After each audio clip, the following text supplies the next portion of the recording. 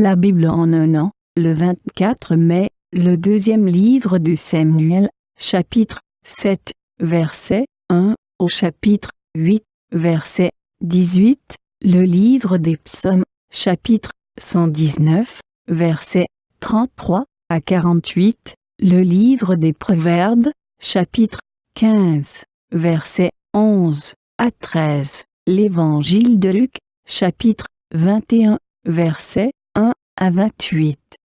2 Samuel, chapitre 7.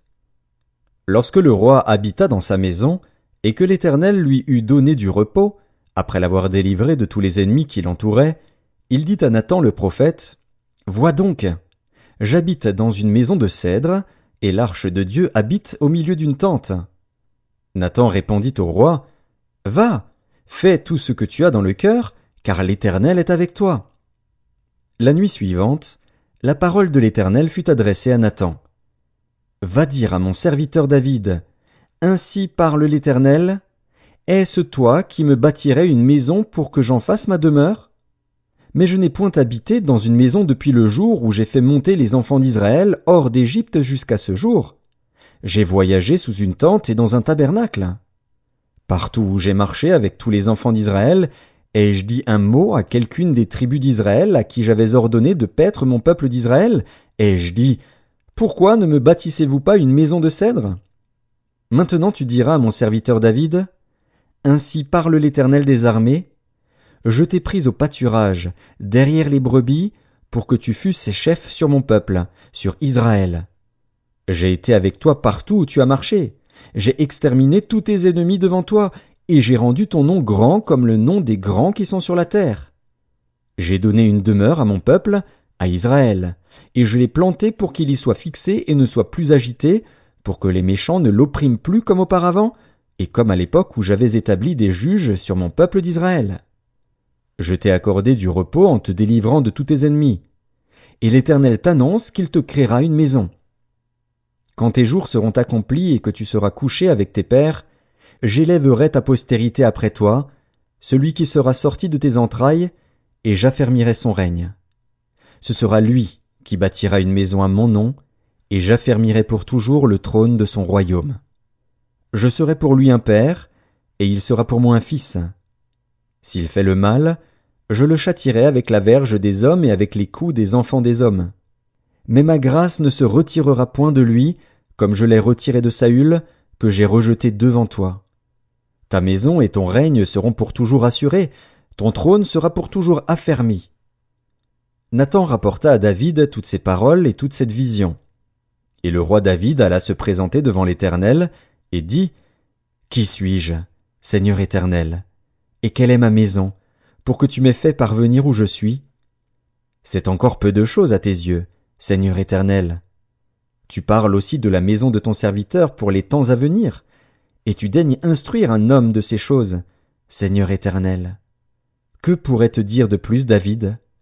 Tu connais ton serviteur, Seigneur Éternel. À cause de ta parole, et selon ton cœur, tu as fait toutes ces grandes choses pour les révéler à ton serviteur. Que tu es donc grand, Éternel Dieu, car nul n'est semblable à toi, et il n'y a point d'autre Dieu que toi, d'après tout ce que nous avons entendu de nos oreilles. Est-il sur la terre une seule nation qui soit comme ton peuple, comme Israël, que Dieu est venu racheter pour en former son peuple, pour se faire un nom et pour accomplir en sa faveur, en faveur de ton pays, des miracles et des prodiges, en chassant devant ton peuple, que tu as racheté d'Égypte, des nations et leurs dieux?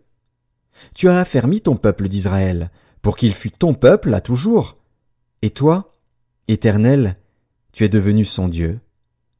Maintenant, Éternel Dieu, fais subsister jusque dans l'éternité la parole que tu as prononcée sur ton serviteur et sur sa maison, et agis selon ta parole. Que ton nom soit jamais glorifié, et que l'on dise « L'Éternel des armées est le Dieu d'Israël », et que la maison de ton serviteur David soit affermie devant toi. Car toi-même, Éternel des armées, Dieu d'Israël, tu t'es révélé à ton serviteur en disant « Je te fonderai une maison ». C'est pourquoi ton serviteur a pris courage pour t'adresser cette prière. Maintenant, Seigneur Éternel, tu es Dieu, et tes paroles sont vérité, et tu as annoncé cette grâce à ton serviteur. Veuille donc bénir la maison de ton serviteur, afin qu'elle subsiste à toujours devant toi. Car c'est toi, Seigneur éternel, qui as parlé, et par ta bénédiction la maison de ton serviteur sera bénie éternellement. 2 Samuel, chapitre 8. Après cela, David battit les Philistins et les humilia, et il enleva de la main des Philistins les rênes de leur capitale. Il battit les Moabites, et il les mesura avec un cordeau, en les faisant coucher par terre.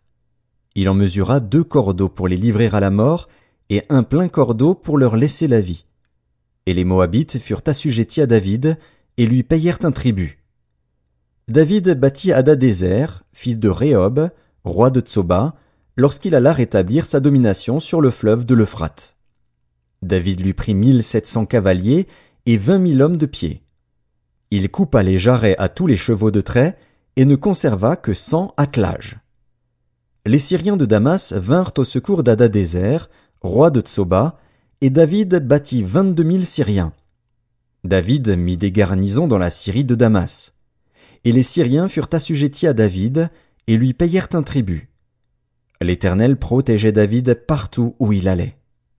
Et David prit les boucliers d'or qu'avaient les serviteurs d'Hadadézer et les apporta à Jérusalem. Le roi David prit encore une grande quantité d'airain à Béthar et à Bérotaï, ville d'Hadadézer.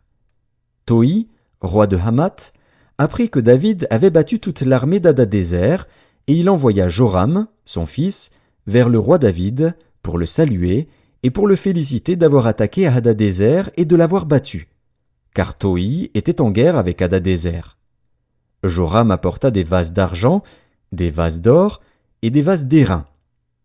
Le roi David les consacra à l'Éternel, comme il avait déjà consacré l'argent et l'or pris sur toutes les nations qu'il avait vaincues, sur la Syrie, sur Moab, sur les fils d'Ammon, sur les Philistins, sur Amalek, et sur le butin d'Hadadézer, fils de Rehob, roi de Tsoba. Au retour de sa victoire sur les Syriens, David se fit encore un nom, en battant dans la vallée du Sel 18 000 Édomites. Il mit des garnisons dans Édom, il mit des garnisons dans tout Édom, et tout Édom fut assujetti à David. L'Éternel protégeait David partout où il allait. David régna sur Israël, et il faisait droit et justice à tout son peuple. Joab, fils de Tseruja, commandait l'armée. Josaphat, fils d'Achilud, était archiviste. Tsadok, fils d'Akitub, et Achimélec, fils d'Abiatar, était sacrificateur. Séraja était secrétaire. Benaja, fils de Jéhojada, était chef des Kérésiens et des Pélétiens. Et les fils de David étaient ministres d'État. Psaume 119. Enseigne-moi, Éternel, la voie de tes statuts, pour que je la retienne jusqu'à la fin. Donne-moi l'intelligence, pour que je garde ta loi et que je l'observe de tout mon cœur. Conduis-moi dans le sentier de tes commandements, car je l'aime. Incline mon cœur vers tes préceptes, et non vers le gain. Détourne mes yeux de la vue des choses vaines, fais-moi vivre dans ta voie. Accomplis envers ton serviteur ta promesse, qui est pour ceux qui te craignent. Éloigne de moi l'opprobre que je redoute, car tes jugements sont pleins de bonté. Voici, je désire pratiquer tes ordonnances, fais-moi vivre dans ta justice. Éternel, que ta miséricorde vienne sur moi, ton salut selon ta promesse. Et je pourrai répondre à celui qui m'outrage, car je me confie en ta parole. N'ôte pas entièrement de ma bouche la parole de la vérité, car j'espère en tes jugements. Je garderai ta loi constamment, à toujours et à perpétuité. Je marcherai au large, car je recherche tes ordonnances. Je parlerai de tes préceptes devant les rois, et je ne rougirai point. Je fais mes délices de tes commandements, je les aime. Je lève mes mains vers tes commandements que j'aime, et je veux méditer tes statuts. Livre des Proverbes, chapitre 15. Le séjour des morts et l'abîme sont devant l'Éternel, combien plus les cœurs des fils de l'homme. Le moqueur n'aime pas qu'on le reprenne, il ne va point vers les sages. Un cœur joyeux rend le visage serein, mais quand le cœur est triste, l'esprit est abattu. Évangile de Luc, chapitre 21. Jésus, ayant levé les yeux, vit les riches qui mettaient leurs offrandes dans le tronc. Il vit aussi une pauvre veuve qui y mettait 2 petites pièces, et il dit, « Je vous le dis en vérité, cette pauvre veuve a mis plus que tous les autres. Car c'est de leur superflu que tous ceux-là ont mis des offrandes dans le tronc. Mais elle a mis de son nécessaire, tout ce qu'elle avait pour vivre. » Comme quelques-uns parlaient des belles pierres et des offrandes qui faisaient l'ornement du temple, Jésus dit, « Les jours viendront où, de ce que vous voyez, il ne restera pas pierre sur pierre qui ne soit renversée. » Ils lui demandèrent, « Maître, quand donc cela arrivera-t-il? Et à quel signe connaîtra-t-on que ces choses vont arriver ?» Jésus répondit, « Prenez garde que vous ne soyez séduits, car plusieurs viendront en mon nom disant « C'est moi » et le temps approche. Ne les suivez pas. Quand vous entendrez parler de guerre et de soulèvement, ne soyez pas effrayés, car il faut que ces choses arrivent premièrement. Mais ce ne sera pas encore la fin. » Alors il leur dit, « Une nation s'élèvera contre une nation, et un royaume contre un royaume. Il y aura de grands tremblements de terre et, en divers lieux, des pestes et des famines. Il y aura des phénomènes terribles et de grands signes dans le ciel. Mais, avant tout cela, on mettra la main sur vous, et l'on vous persécutera. On vous livrera aux synagogues, on vous jettera en prison. On vous amènera devant des rois et devant des gouverneurs, à cause de mon nom. Cela vous arrivera pour que vous serviez de témoignage. Mettez-vous donc dans l'esprit de ne pas préméditer votre défense, car je vous donnerai une bouche et une sagesse à laquelle tous vos adversaires ne pourront résister ou contredire. Vous serez livrés même par vos parents, par vos frères, par vos proches et par vos amis, et ils feront mourir plusieurs d'entre vous. Vous serez haïs de tous à cause de mon nom, mais il ne se perdra pas un cheveu de votre tête. Par votre persévérance, vous sauverez vos âmes. Lorsque vous verrez Jérusalem investie par des armées, sachez alors que sa désolation est proche. Alors que ceux qui seront en Judée fuient dans les montagnes, que ceux qui seront au milieu de Jérusalem en sortent, et que ceux qui seront dans les champs n'entrent pas dans la ville. Car ce seront des jours de vengeance, pour l'accomplissement de tout ce qui est écrit. Malheur aux femmes qui seront enceintes et à celles qui allaiteront ces jours-là, car il y aura une grande détresse dans le pays et de la colère contre ce peuple. Ils tomberont sous le tranchant de l'épée, ils seront emmenés captifs parmi toutes les nations, et Jérusalem sera foulée aux pieds par les nations, jusqu'à ce que les temps des nations soient accomplis.